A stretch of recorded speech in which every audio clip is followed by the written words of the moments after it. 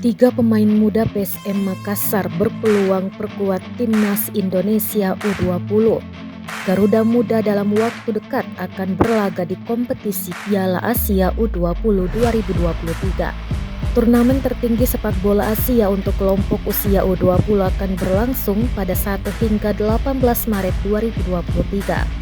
Pelatih timnas Indonesia, Sintayong, telah menjadwalkan untuk menggelar pemusatan latihan pada 1 Februari 2023.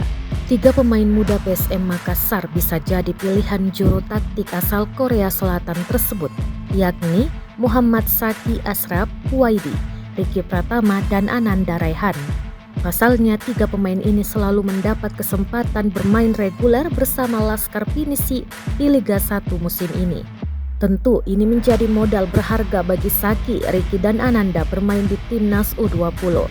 Lantaran semakin banyak menit bermain diberikan, mereka bisa mengembangkan dan mematangkan potensi yang dimiliki.